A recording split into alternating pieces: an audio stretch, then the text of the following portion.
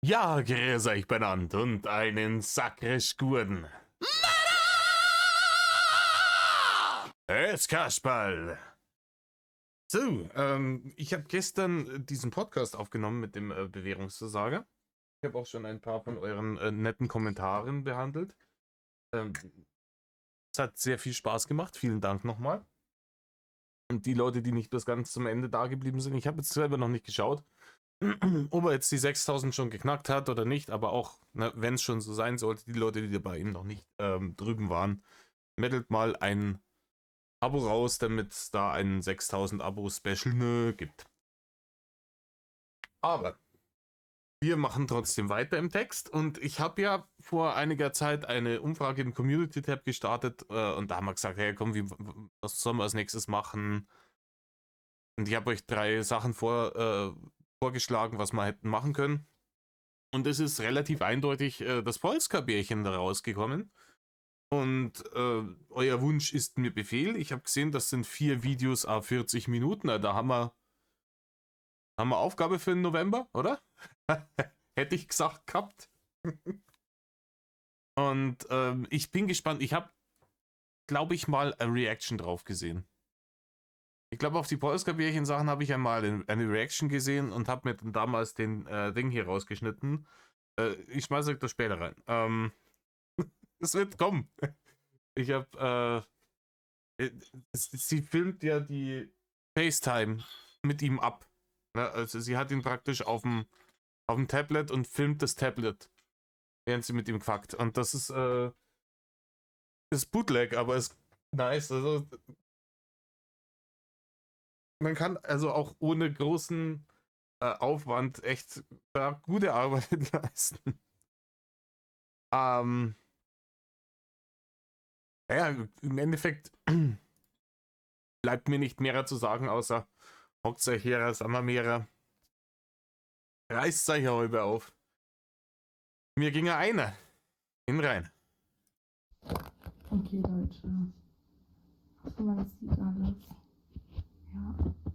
Mein Gott, ich fange jetzt an. Okay. Ey, scheiße. Also es ist jetzt, also sie ruft ihn jetzt anscheinend das erste Mal an und die,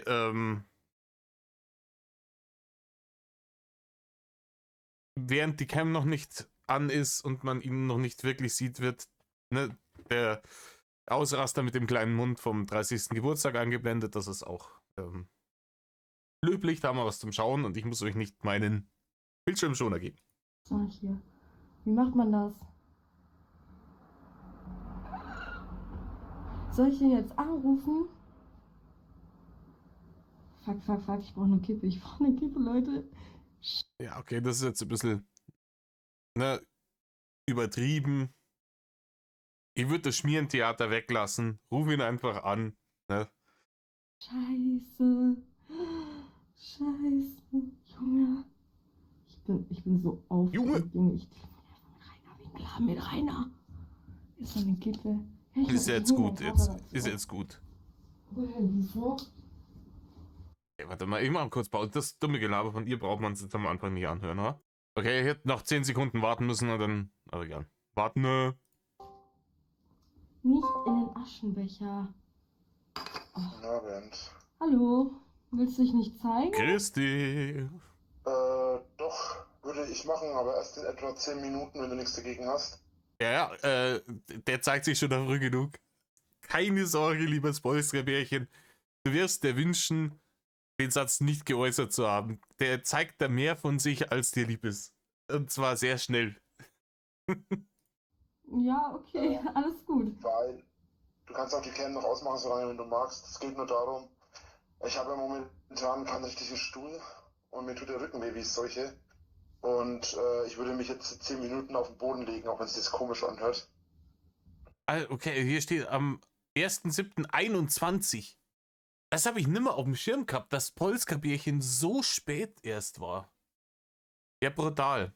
Ja, brutal. Wie gesagt, es gibt so ein paar Bärchengeschichten, die sind relativ hart an mir vorbeigegangen, aber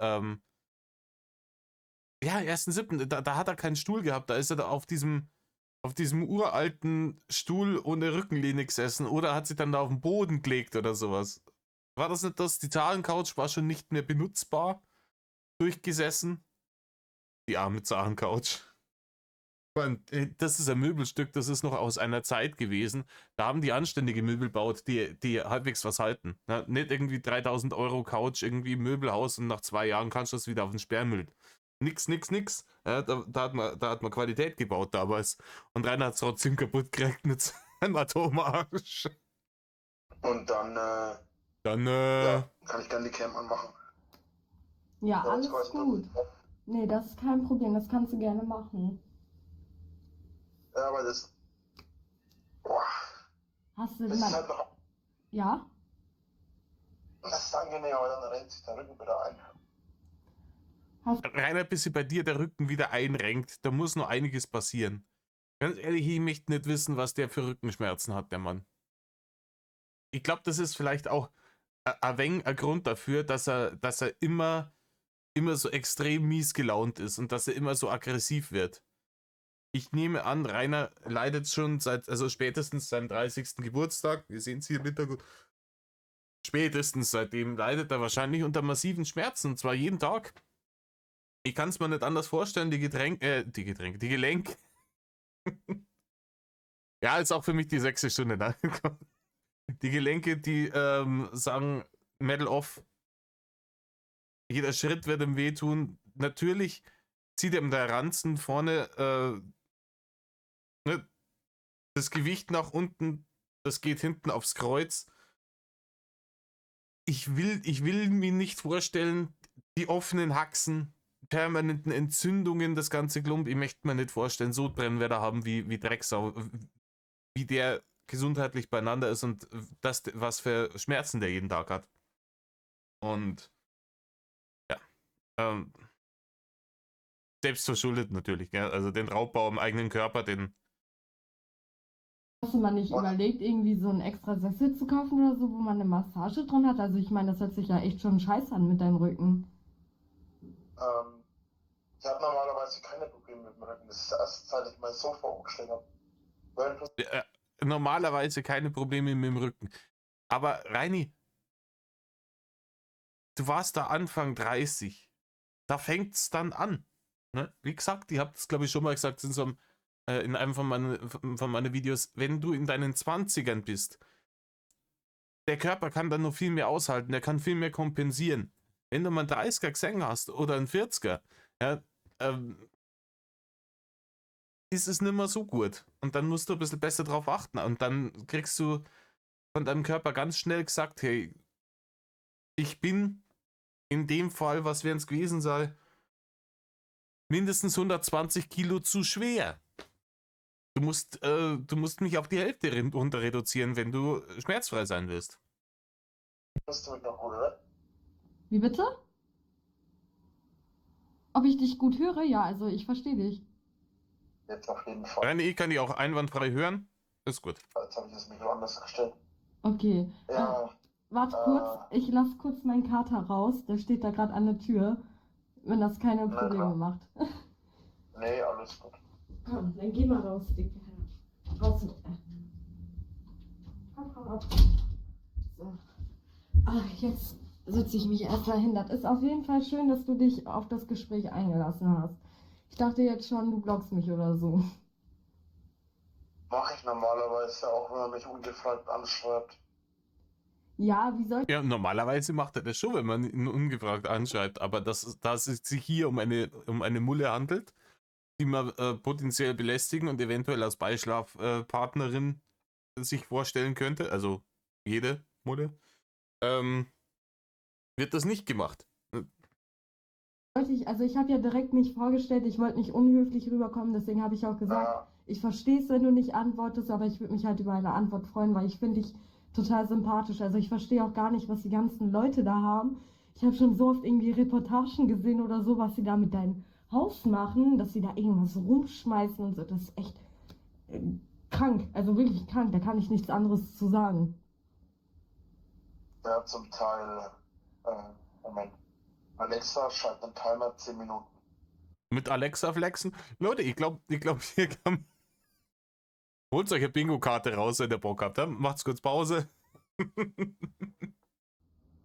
10 Minuten ab jetzt.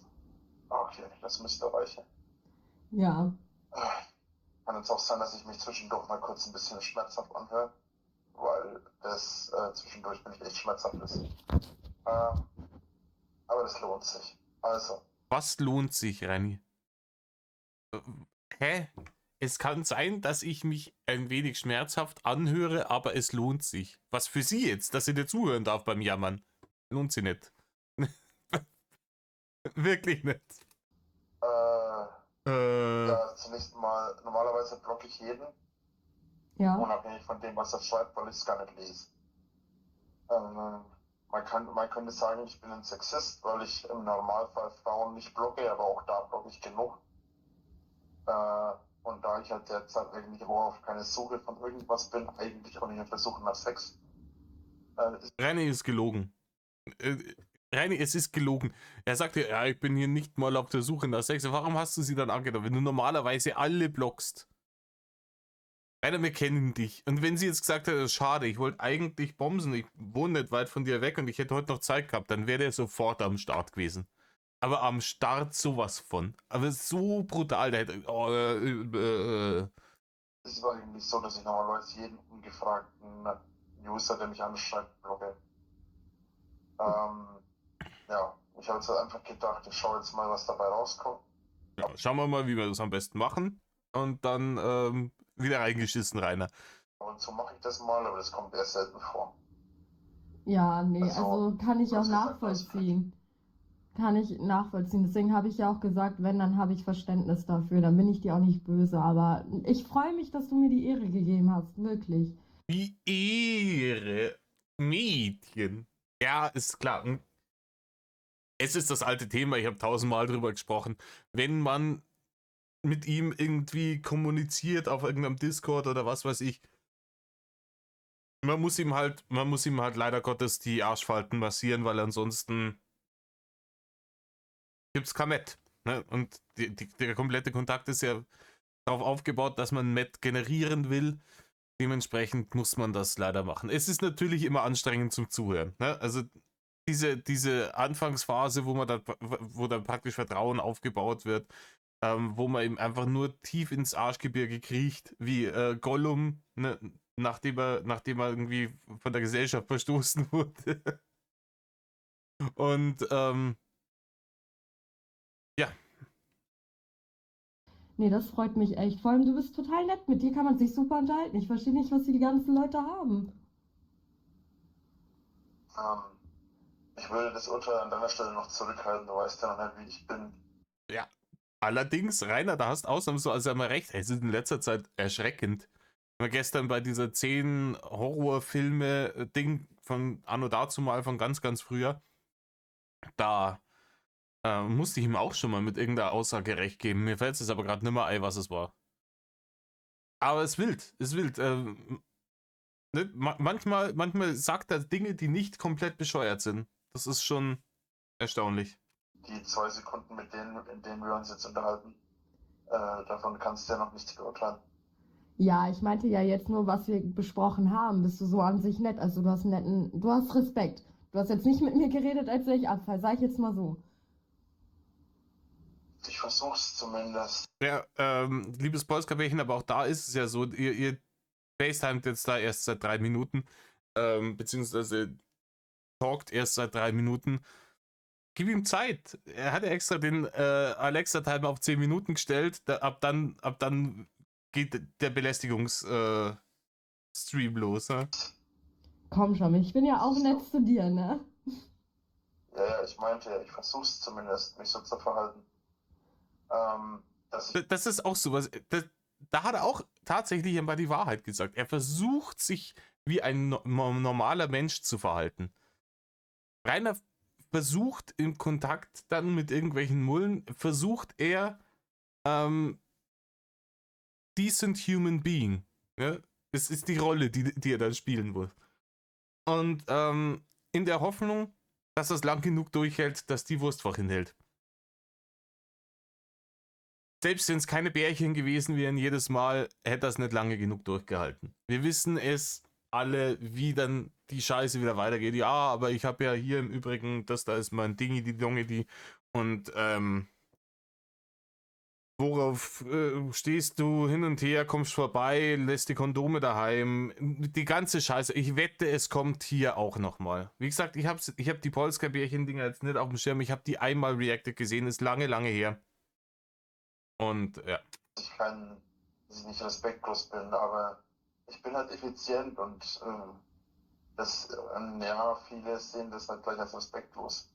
Er ist effizient. Ich übersetze euch mal, was er damit meint. Also,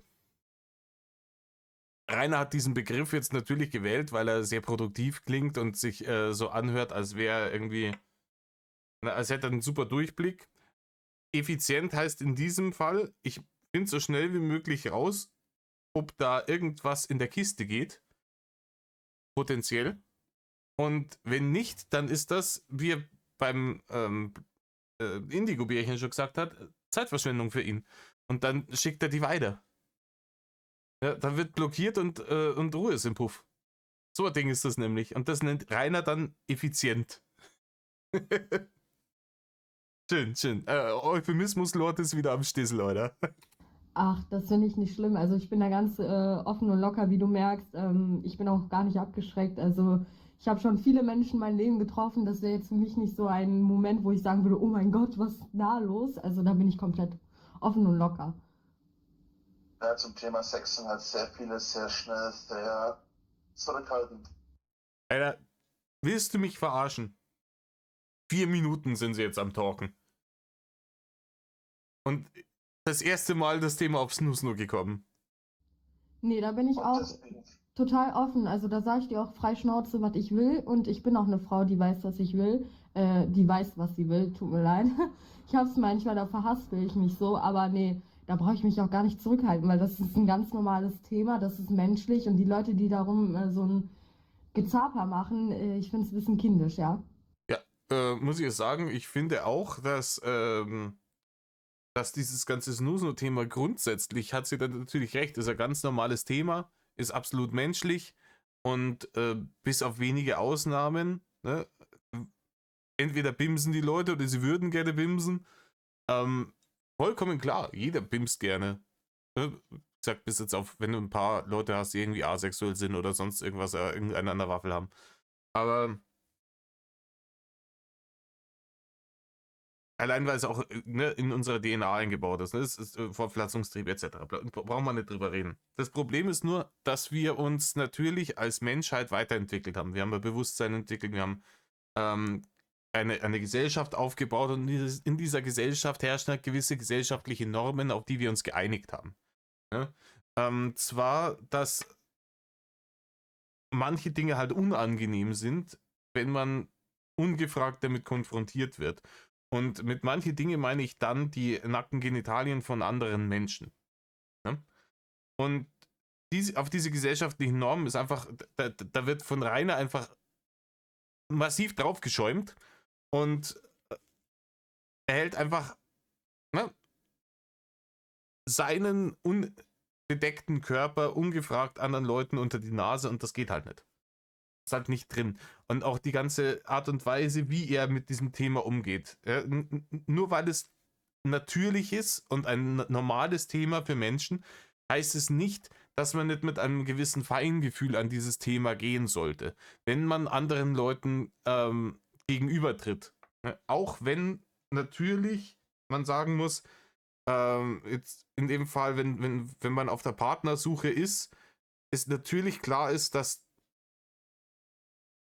das ein Thema ist, das im Hintergrund mitspielt, ne?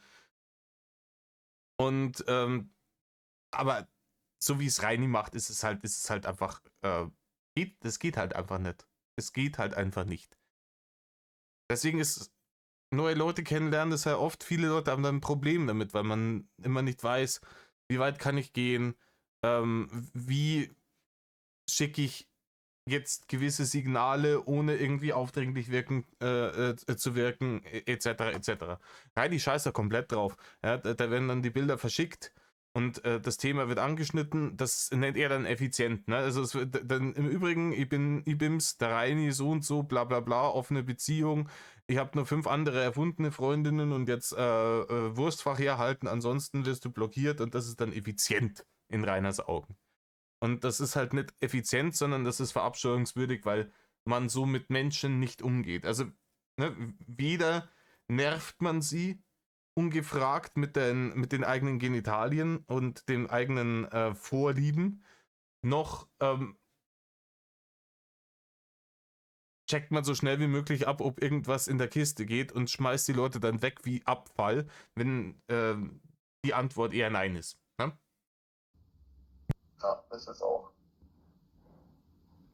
Bin ich ganz ehrlich, ist es auch. Jeder Mensch muss selber wissen, was er will. Genau. Und die Mehrheit der Menschen sind halt einfach so, dass sie zwar wissen, was sie wollen, aber meistens sich einfach nicht trauen, das zu nehmen, was sie wollen, beziehungsweise das zu nehmen, was sie wollen. Also ganz ehrlich, der Satz, sich einfach nicht trauen, bis dahin war der Satz in Ordnung. Also da war praktisch die Weggabelung, wo der Satz in 2 verschiedene Richtungen hätte gehen können.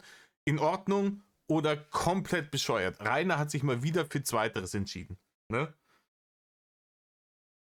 Hätte er gesagt, die meisten Leute wissen zwar, was sie wollen, haben aber Probleme damit, das ihrem Partner zu kommunizieren, hätte ich dem zu 100% zugestimmt, weil es natürlich schwierig ist. Wie gesagt, es ist ein sensibles Thema, man will ja auch niemanden verschrecken. Und es ist ja auch wichtig in einer Beziehung, dass gerade so auf der sexuellen Ebene die entsprechenden Bedürfnisse dann kommuniziert werden. Und ist natürlich schwierig, ne? Vor allem wenn es ausgefallenere Dinge sind. Wenn ich jetzt ein Rainer Winkler wäre und sagen wir, ja, egal.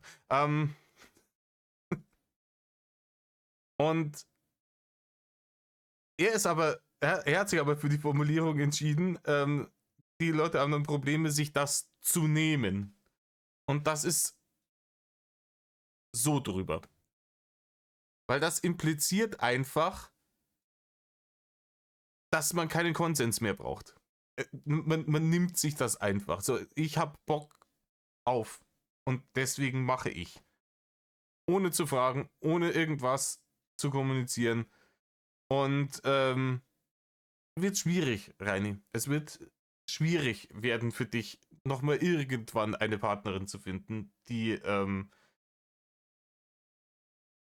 wir mal, das umsonst macht. Ne? das zu besorgen, was sie wollen. Ja, deswegen habe ich auch einen Hut ab vor den Menschen, die so sind wie wir, die frei Schnauze sind, ne? Und wen es nicht passt, das sind alles neidische Leute, die deren Mund nicht aufmachen können. Ist einfach so.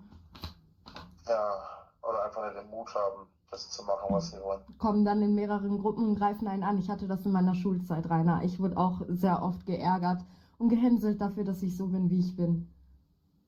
Ja, ich auch. Nur, dass es bei mir in der Schule... Im Übrigen, ich mache euch noch ein Video über Mobbing. Wie gesagt, also was heißt da Video über Mobbing? Ich schwadroniere dann da, ich habe keine Ahnung, wie lang es wird. Ich werde mir Stichpunkte machen und spreche dann ein paar Punkte an. Ja, ich bin ja schon lange raus aus der Schule. Also jetzt, so an sich habe ich halt so meinen Freundeskreis und da ist eigentlich alles in Ordnung, aber es gibt auch viele Menschen, die mich dann kennenlernen und sagen, was ist das denn für eine, guck mal, wie frech die ist, aber nur weil ich meine Meinung sage, ja, ich darf ja meine Meinung sagen, wir leben in Deutschland, das ist ja erlaubt und ja, das sind einfach Leute, die das nicht gebacken bekommen, deren Meinung zu sagen, ne? Okay, da wird ihm jetzt dieser Ball zugespielt, so jetzt Reini, mach dich mal lächerlich, bitte rede mal über Meinungsäußerung und ich bin gespannt, was jetzt kommt, ne? Das ist gut. Welche Mädchen sind meistens besser drauf? Ja. Naja, worauf stehst du denn an sich so? Also, beziehungsweise was erwartest du jetzt auch von mir? Was ich von dir erwarte, ist Ehrlichkeit. Also, dass du in dem Gebiet auch sehr ehrlich bist. Ich will kein Angeflunkere oder so. Also, dass du schon offen und ehrlich sagst, was du willst. Ja, da wirst du leider Gottes enttäuscht werden, liebes Wolfskerwärchen. Das kann er jetzt schon mal sagen. Ich erwarte Ehrlichkeit. Nee. Kann man gleich hier beenden. Mir wichtig, weil in so einem Thema muss man ja auch ehrlich damit umgehen, weil im Endeffekt sagst du mir irgendwas, was du nicht magst Und dann mache ich das und dann, weißt du, das ist eine richtig blöde Situation. Also, Im Prinzip ist das recht einfach. ja, Ich bin so, dass ja, ich habe mich, ich bin ja jetzt erst seit ich 27 bin, keine Jungfrau mehr, sag ich mal. Das ist gelogen, Rainer. Ganz ehrlich, wie gesagt, es gibt Leute, die Dinge behaupten. Ich glaube es nicht, dass der tatsächlich. Nee, ich glaub's einfach nicht. Aber wie man es wieder beim Indigo-Bärchen gehört hat, niemand, der jemals Snusnu hatte, spricht so über Snusnu, wie er mit dem Indigo-Bärchen darüber gesprochen hat. Ich glaub's einfach nicht. Ja, ja. so 26, 27, 28, so in dem Zeitraum. Ja, vor allem jetzt das. Ja, er sagt ja, seitdem ich 27 bin, bin ich keine Jungfrau mehr. Also 26, 27, 28. In dem Zeitraum wird es irgendwann passiert sein. Ja, Rainer, ganz ehrlich, ich weiß noch, wie alt ich war, als ich mein erstes Mal hatte. Das ist deutlich länger her. Ne? Und wenn du das nicht mehr weißt, dann wiss mal, dass es gelogen ist. Habe ich meine erste mit gehabt, mit der ich auch ins Bett bin. Ja. Und ich habe mich aber vorher schon sehr viele Jahre mit dem Thema Sex und sich beschäftigt, mit dem Wort. Ja, ich hab mich viele Jahre mit dem Thema beschäftigt. Ja, Reini, du hast halt einen ungesunden Pornokonsum, da dir mal sagen. Das zählt aber nicht, als ich habe mich mit dem Thema beschäftigt. Leute, die da Forschung betreiben, Akademiker, die sich damit beschäftigen, die beschäftigen sich damit. 5-mal am Tag 5 gegen Willi auf X-Hamster zu machen, ist nicht sich mit dem Thema beschäftigen, Reini. Orgasmus der Frau mit körperlichen Merkmalen von Männern und Frauen von verschiedenen erogenen Zonen. Habe Studien gelesen und alles drum und dran. Ja, Rainer hat Studien gelesen. Ja, freilich, Rainer. Du hast Studien gelesen. Zeig mir mal die Studien, die du gelesen hast. Wenn du die gelesen hast, kannst du mir sicher sagen, was das für eine Studie war. Kannst du mir doch einen Link geben dafür. Rainer hat Studien zu dem Thema gelesen. Rainer, du hast Studien zu überhaupt nichts gelesen. Aber gar nichts. Was für ein lapperter Scheißdreck, das ist schon wieder. Ich habe Studien gelesen. Rainer, du kannst einen 2 Zeilen Kommentar nicht ordentlich lesen. Brauchst dafür eine halbe Minute und verhaspelst die 5-mal und kommst am Ende nicht einmal drauf raus, was da eigentlich drin gestanden ist. Du willst mir erzählen, du hast eine Studie zu dem Thema gelesen. Ja, wahrscheinlich, oder? Und da habe ich unter anderem verschiedene Sachen aufgeschnappt, wie zum Beispiel, dass man über Sex offen und ehrlich reden soll und es auch können soll. Ja, Rainer, das wird in den Studien drin gestanden sein. Nee, das ist, keine Ahnung, sind so Sachen, die stehen nicht in Studien, die stehen in der Dr. Sommer Abteilung in der Bravo. Auch die Dr. Sommer Abteilung in der Bravo zu lesen, ne, ist nicht eine Studie zu lesen. Weil alles andere würde letzten Endes nur die Lust schmälern. Ladies and Gentlemen, letzten Endes. Und dadurch auch den Sex schlecht machen. Ja. Und genau das sollte man natürlich vermeiden. Weil letzten Endes im Übrigen wird der Sex auch schlecht, wenn man ihn mit dir hat. Da bin ich der festen Überzeugung. Kann man nicht vorstellen, dass das erregend ist. Das soll Sex für die Entspannung sein. Sex soll für die soll das körperliche Wohlbefinden steigern. Und ja, deswegen macht das keinen Sinn. Also ich werde dich definitiv nicht anlügen. Was ich zum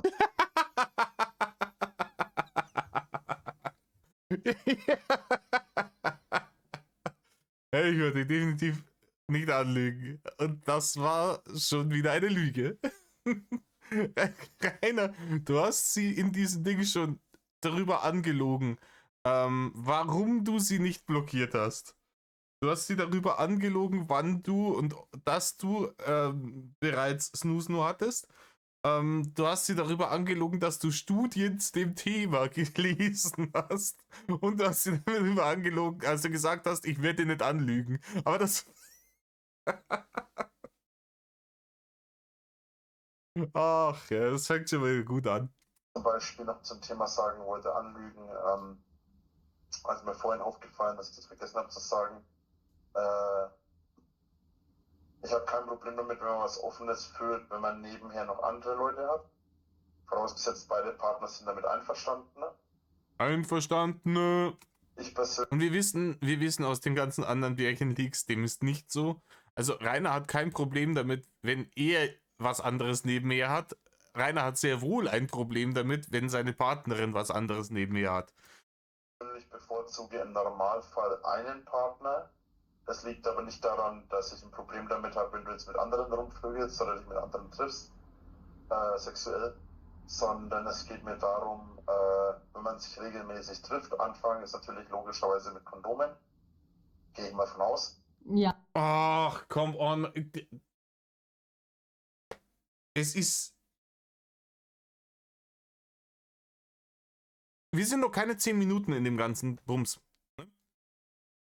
Und er kommt schon mit, ja, anfangs ist es natürlich mit Kondom. Oder? Also, hätte ich jetzt gesagt. Es sei denn natürlich, du hast da gar keinen Bock drauf. Da kann man da schon nochmal drüber reden. Oh, meine Fresse. All diese billigen Manipulationsversuche, das ist bei jedem Bärchen dieselbe Scheiße. Aber Rainer hat ja daraus gelernt. Ja, das ist auch so eine Sache. Da verzeiht er uns dann immer, ja, ich habe ja damals seit dem Erdbärchen und so, ich habe ja so viel gelernt daraus und ich lass mich nicht mehr so einfach auf die Leute ein und gehe vorsichtiger mit meinen Daten um, hin und her, bla bla bla. So was passiert mir nicht mehr regelmäßig. Einmal pro Jahr kriegt er irgend so ein Bärchen ab und es ist jedes Mal derselbe Chaos. Er lernt halt einfach genau gar nichts draus. Aber überhaupt nichts. Ja. Und ist halt normal so. Und wenn man sich regelmäßig trifft und öfter trifft, würde ich dann, und man halt auch der einzige Geschlechtspartner ist, würde ich die Kondome irgendwann weglassen. Ja, Rainer, das ist oft so, dass man, wenn man eine längere monogame Beziehung führt,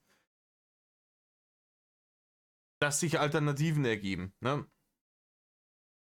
Das ist dann ganz abhängig von der Familienplanung und dergleichen. Ne? Aber ja. So vielleicht, keine Ahnung, je nachdem, wie oft man sich trifft, wie gut man sich trifft und wie gut man miteinander zurechtkommt, vielleicht schon beim 3., 4., 5. Treffen oder halt dann erstmal beim 10. Treffen oder so nach ein paar Wochen halt, je nachdem, wie oft man sich eben trifft. Ja, zum Thema Treffen wollte ich auch noch was sagen. Findet nicht statt, Rainer. Weil, wie gesagt, ich sage ja halt auch, was ich denke. Ich bin so eine Person, bevor überhaupt irgendwas Festes läuft. Wir kämen jetzt zwar, aber beim ersten Treffen ist es für mich so, dass ich die Person nochmal genauer kennenlernen will. Also man sieht sich in echt, man möchte miteinander reden. Ich möchte nicht sofort beim ersten Treffen irgendwas im Bett haben. Ich hoffe, du verstehst das, du kannst nachvollziehen, weil sowas ist mir wichtig, dass man auch eine Bindung hat. Es soll jetzt nicht einfach... Bei dem Rainer hört jetzt schon nicht mehr zu. Ne? Der Mund ist jetzt schon klein und ich kann mir vorstellen, dass er die Augen so verdreht. Oh, komm on. Ne? Das ist nicht das, was Rainer hören wollte. Einfach nur daneben hergevögelt sein, es soll ja auch irgendwas haben. Weißt du, was ich meine? Und deswegen finde ich es persönlich wichtig, wenn man beim ersten Treffen sich erstmal richtig kennenlernt, damit man auch Vertrauen dem Partner hat, weil für mich ist Sex auch so eine Vertrauenssache. Es soll ja auch was sein. Also Sex einfach so ist für mich nicht, weißt du, es macht keinen Spaß. One-Night-Stand gibt es bei mir normalerweise sowieso nicht, weil auch als Mann hat man gewisse Vorlieben und gewisse Geschmäcker. Und bei mir ist es zum Beispiel so, dass ich beim ersten Mal, wenn man sich trifft und auch generell, wenn man das erste Mal miteinander intim wird, wie auch immer man das jetzt definieren will, am Anfang teste ich immer aus, was ich sagen kann und was nicht, weil... Oida, am Anfang teste ich aus, was ich sagen kann und was nicht. Wild. Und nein, Rainer, es ist halt auch wieder gelogen. Also, du hast vor einer Minute gesagt, du lügst sie nicht an, du hast sie jetzt schon wieder angelogen. du tust jetzt so, als wäre das für dich genauso, wie sie das gesagt hat. Ja, ist viel besser, wenn man nicht gleich beim ersten Mal. Doch, Rainer, du wirst beim ersten Mal. Du hast das Indigo-Bärchen bedrängt, was das angeht. Du hast diese andere 18-, 19-Jährige da bedrängt, was das angeht. Beim ersten Mal, wo du sie getroffen hast. Du hast Light Warrior bedrängt beim ersten Treffen, was das angeht. Die Liste ist beliebig weiterzuführen. Nicht jeder steht auf jeden Begriff. Wie auch immer, jedenfalls, wenn man das erste Mal miteinander ins Bett steigt, dann ist es auch so, dass man Jetzt bin ich gespannt, ja, was er mit seiner Lebenserfahrung jetzt dazu zu sagen hat, wie der Satz jetzt weitergeht. dass ich auch erst einmal gucken muss, inwieweit mich das erregt, inwieweit man sexuell kompatibel ist. Und ich kriege Hugo nicht immer direkt einen hoch. Das liegt ja daran, dass ich alt bin, liegt ja daran, dass ich impotent bin, sondern einfach nur daran, dass ich auch bis zu einem gewissen Grad an Vertrauen mit dem Sex aufbaue. Nein, Reinhard, am Alter liegt's nicht. 2021, da warst du kurz vor deinem 33. Geburtstag. 33. Geburtstag. Ja. Oder 32. Ich bin selber jetzt schon dumm. Immer einmal mehr als das Jahr. Ne? 32-Jährigen. Es liegt nicht am Alter, Rainer. Es liegt nicht am Alter. Es liegt daran, dass du morbid adipös bist. Randy, du hast deinen Körper zerstört. Ja, und der Körper konzentriert sich dann eher aufs Überleben, anstatt dass sich darauf konzentriert, irgendwie sein Blut zu verschwenden, den Mini-Shrimp gegen die Fettmassen ankämpfen zu lassen, um vielleicht etwas Ähnliches wie eine Erektion zu erzeugen. Und ja, Rainer, du wirst auch diese Potenzprobleme weiterhin haben, es sei denn, du nimmst mindestens die Hälfte deines Gewichtes ab. Beziehungsweise, wenn man sich regelmäßig trifft oder wenn man halt, es kommt immer darauf an, wie die Situation ist. Ich habe schon Situationen gehabt. Situation ist wieder ein ganz wichtiges Stichwort. Da ist beim ersten Mal gestanden wie eine Eins ohne Probleme und ich habe schon Situationen gehabt, da habe ich tatsächlich mehrere Anläufe gebraucht. Tatsächlich sogar jetzt. Leute, glaubt ihr, dass er beim ersten Mal gestanden ist wie ein Einser? Glaubt ihr ihm das? Ich glaub's ihm nicht. Erstens, wir kennen seine Videos. Zweitens, es gab ja die Situationen nicht, von denen er da spricht. Es sind ja Situationen aus Denken. Er redet es, ja, ich mit meiner Erfahrung, da habe ich hier Situationen und da Situationen, ist alles Horseshit. Bis er dann halt richtig gestanden war, einfach nur deswegen, weil die Situation ja auch psychisch auch irgendwo belastend ist, vor allem in meiner Situation mit den ganzen Hater-Idioten und so. Bei der Situation Counter, der geht da wieder durch die Decke, ey. Und jetzt sind die Hater. Es ist geil, woran wir nicht sonst schon allem schuld sind, aber wir sind jetzt auch schon dran schuld, dass er keinen mehr hochkriegt. Wie haben wir das jetzt schon wieder angestellt? Die Hater, aber das ist geil, die Hater sind schuld daran, dass Rainer impotent ist. Ja. Kommt dann immer alles dazu, deswegen, ja, also das ist ganz unterschiedlich. Deswegen habe ich die Situation immer so gehandelt. Man trifft sich, man trinkt einen Kaffee, man grillt zusammen oder isst einen Kuchen oder sonst was, schaut vielleicht einen Film oder hört Musik, unterhält sich über verschiedene Sachen, vielleicht auch über erotische Sachen. Und dann entweder führt eins zum anderen und man vögelt auch schon beim ersten Mal oder man trifft sich einfach nur, redet und dann sieht man schon, wie die Situation läuft letzten Endes und vielleicht trifft man sich dann ein zweites Mal und dann Situation letzten Endes, Alter, die Wortfetzen werden in der Gegend umeinander geschossen. Wie Schrapnelle bei irgendeinem Selbstmordattentat, was ist los? Situation letzten Endes ist alles Horseshit, ne?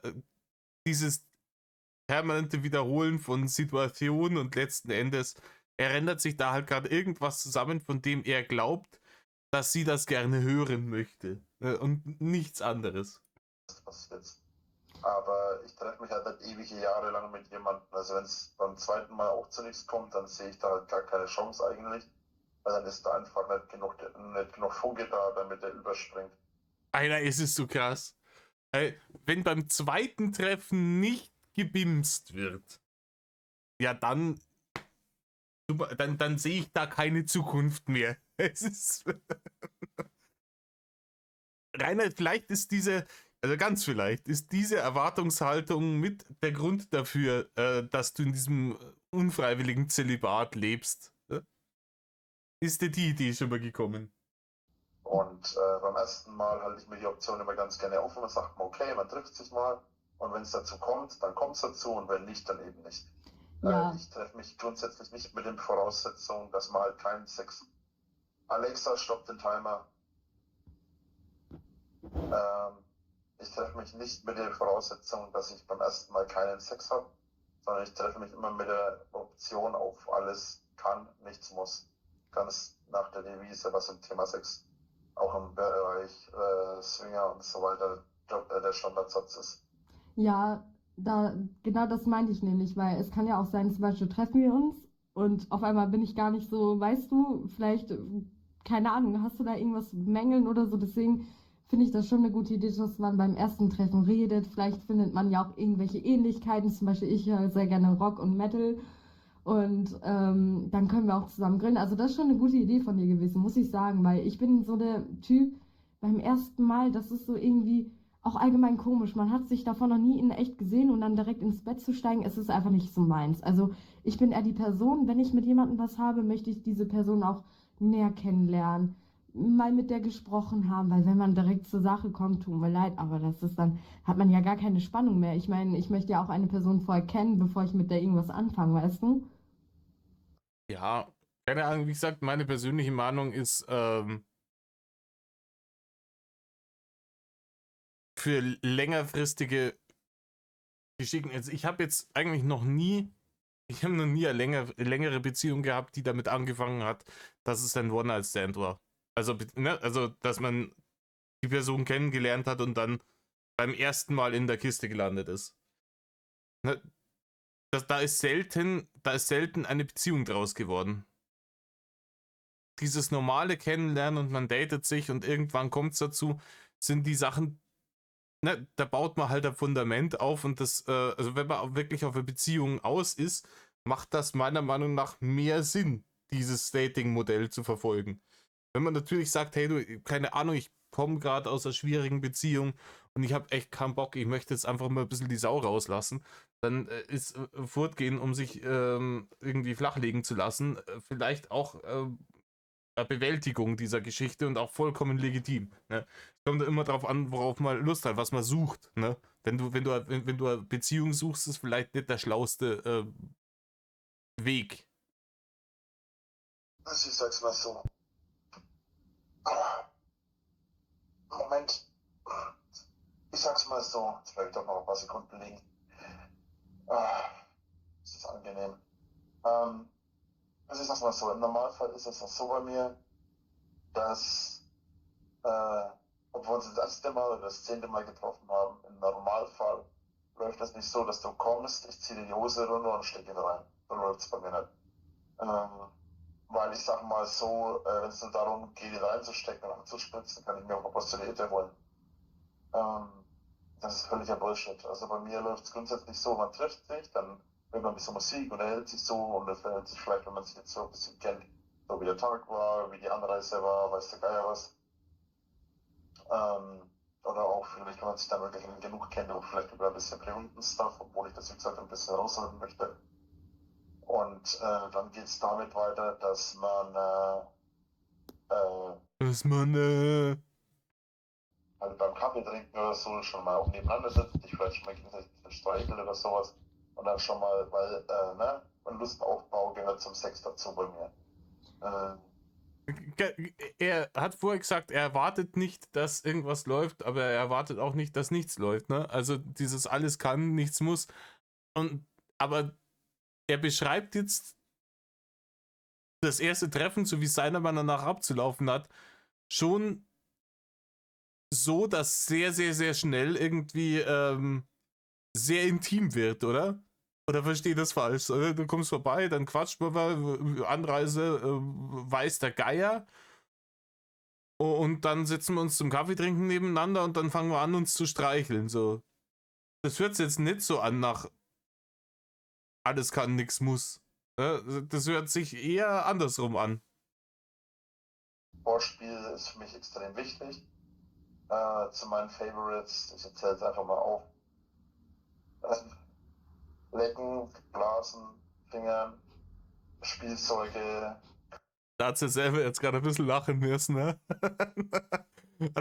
Wir sind 15 Minuten in diesem Video. Sie hat bei 16 Minuten in dem Video. Bei 1 Minute hat sie dann angerufen. Das ist seit einer Viertelstunde reden sie. Also sie reden seit einer Viertelstunde und er spricht so mit ihr.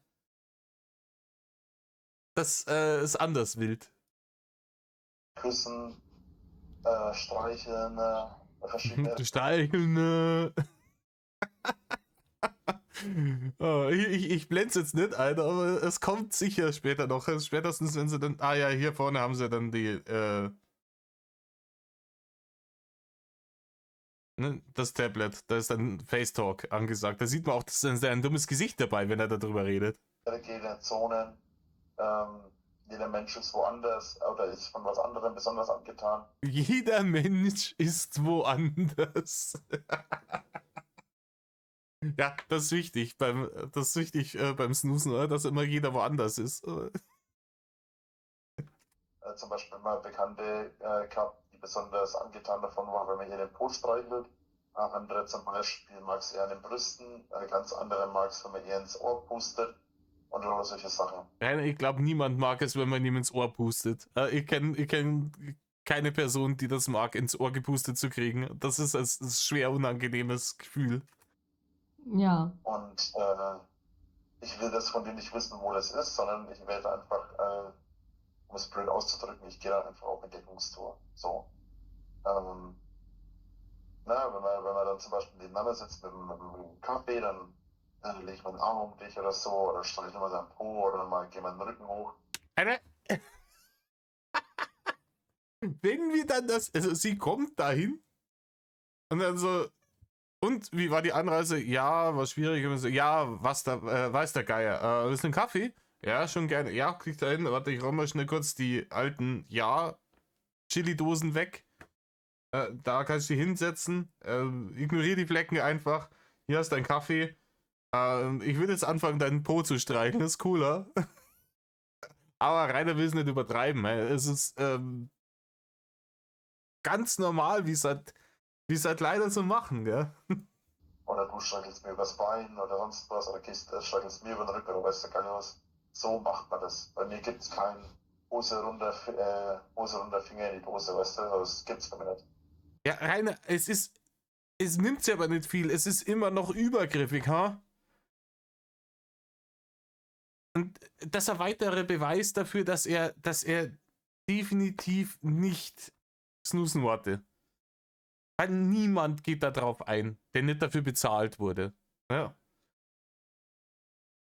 Niemand geht da drauf ein, wenn du da hinkommst und dann setzt er sich da auf die Zaren-Couch, obwohl die Zaren-Couch war ja schon kaputt. Ja, ich weiß nicht, wo sie sich dann hinsetzen soll. Es gibt ja dann keine Sitzmöglichkeit. Er liegt ja selber gerade auf dem Boden, weil ihm der Rücken so weh tut, weil er sich nirgendwo gescheit hinsetzen konnte. Soll sie dann auch auf dem Boden hocken? Oh, leider keine Sitzgelegenheit. Ey, kannst bei mir auf dem Schoß sitzen, wird gewiss nichts passieren. Ey, ich halt's nimmer aus.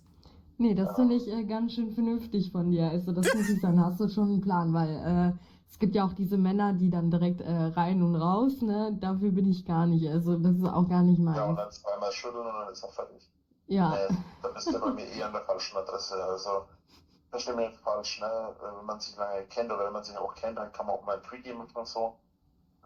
Wo es dann einfach wirklich bloß mal kurz darum geht, ne? Ja. Aber im Normalfall, sowas gibt es bei mir nicht. Also, Was es bei ihm alles nicht gibt, Rainer, das gibt's alles bei dir nicht, weil es kein Snooze gibt für dich. Weil es immer nur Bärchen sind. Es sind Bärchen, Bärchen, Bärchen. Und es gibt keinen Snooze bei dir, deswegen gibt es es bei dir nicht. Aber sogar, ne, wenn es keine Bärchen wären, gäbe es es bei dir nicht. Aus vorherigen Gründen. Ne? Wir reden von der Impotenz und von der ganzen Scheiße. Ne?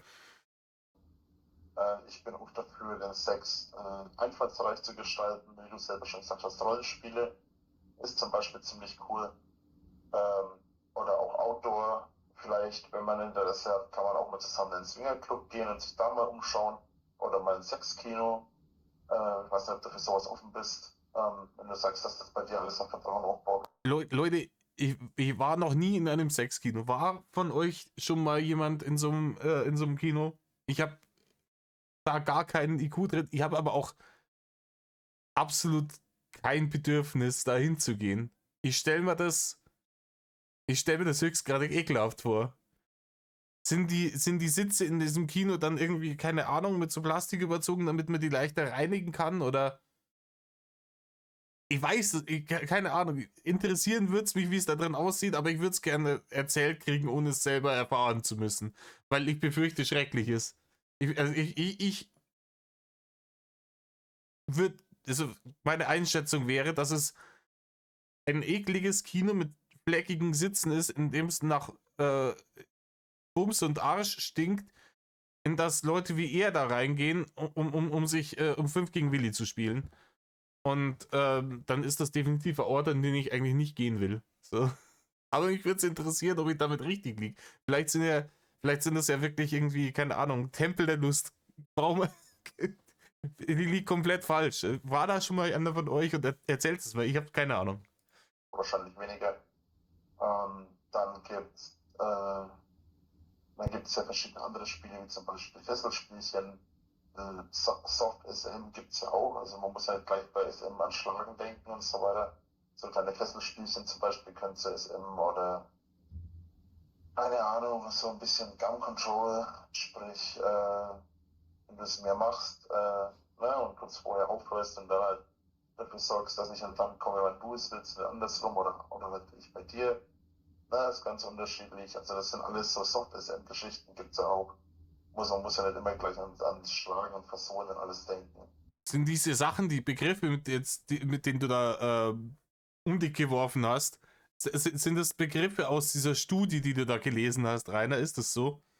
Ist das die Studie gewesen, wo sie dir dann über Soft SM irgendwas erzählt haben und über, was war das, Gun Control? Keine Ahnung. Ja. Und da gibt es halt so viele Varianten und da haben sie halt nichts davon, ja, man muss halt nicht gleich immer an alles denken. Also man kann immer schauen, worauf es sich zulässt, was auf dann zukommt und was man dann zulässt. Weil, wie gesagt, die Standardaussage im Sex ist sowieso, alles kann, nichts muss, erlaubt ist, was gefällt.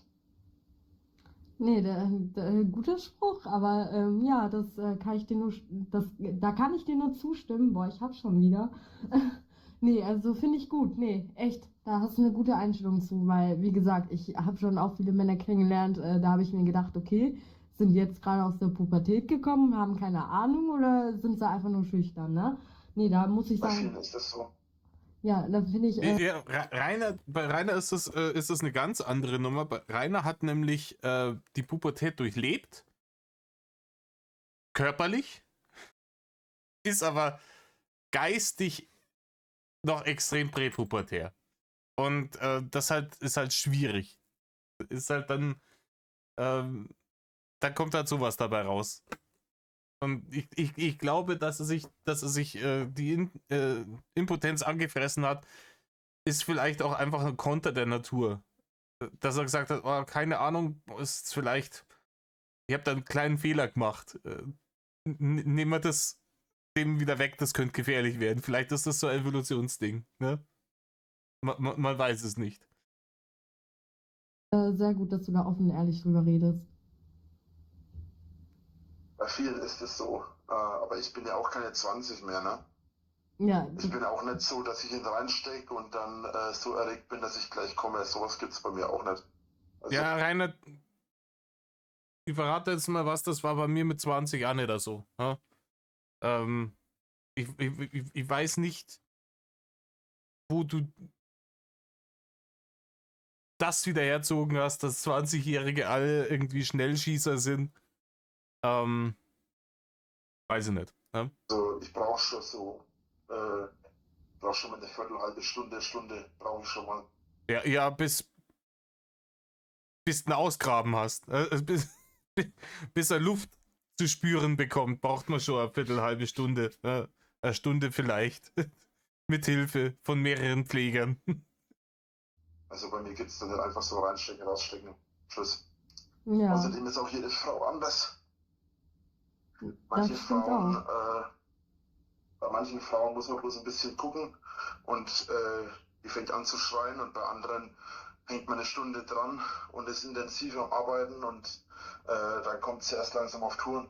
Das ist Ey, es ist so ekelhaft einfach. Es ist so, sie fängt dann an zu schreien. Er beweist halt auch wieder, dass 100% seines Erfahrungsschatzes, was dieses Thema angeht, aus Filmen im Internet besteht. Es ist so erbärmlich einfach. Es ist so erbärmlich. Rainer, ich verrate jetzt mal was. Die Tussis in den Filmen, die du dir immer anschaust, die sind da gar nicht jedes Mal gekommen. Das kann gut sein, dass die dann wirklich mal ne, Filme haben, wo sie dann auch kommen und so. Manche mehr, manche weniger. Aber das ist oft geschauspielert, weil das ist gar nicht echt. Ich weiß nicht, ob du das wusstest, Rainer, aber, ne? das ist auch so eine Sache halt. Ja, du hast auf jeden Fall Ahnung, das merkt man. Nee, das klingt. Ach komm, wenn du ihm schon in den Arsch kriechen willst, dann mach's wenigstens ein bisschen glaubwürdiger. Also, da kann doch nicht mal er so dumm sein, dass er das nicht checkt, dass die ihn gerade irgendwie verarscht. Klingt auf jeden Fall bis jetzt gut. Bist du jetzt schon vom Boden runter oder liegst du da immer noch? Nee, ich stehe schon wieder. Okay. Ich tu grad meinen Stuhl hinstellen. Ja, ich frage ja nur, dann können wir ja auch gleich die Kamera anmachen. Das ist ja blöd, wenn wir die ganze Zeit hier jetzt so reden. Um, Discord kenne ich mich gar nicht so richtig aus. Das ist nicht so mein Gebiet. Ich hoffe, das stört dich nicht, wenn ich rauche, ne? nee, stört mich nicht. Alles. Oh, jetzt wird Mitleid gefarmt. Also es stört ihn nicht, wenn sie raucht. Das ist großartig. Aber Leute, ich glaube, wir sind an einem Punkt angekommen, wo wir gute Pause machen können, oder? Richtig. Wir haben hier mehr oder weniger ziemlich genau die Hälfte vom Video erreicht. Wir sind mehr oder weniger ziemlich genau eine Stunde am hier wuseln und werkeln. Harte Arbeit. Und dementsprechend würde ich sagen, wir machen jetzt hier einen kurzen Cut. Und dann werde ich euch das beim nächsten Mal weiter behandeln. Und ich habe gesehen, das sind 4 Videos, a 40 Minuten. Dann können wir es eigentlich immer so machen, so wir schießen so auf eine grobe Stunde Aufnahmezeit, beziehungsweise 20 Minuten im Video und ne, machen dann da so die Viertelchen draus. Leute, vielen, vielen Dank fürs Zuhören. Tut nicht, was Rainer tut. Metal off.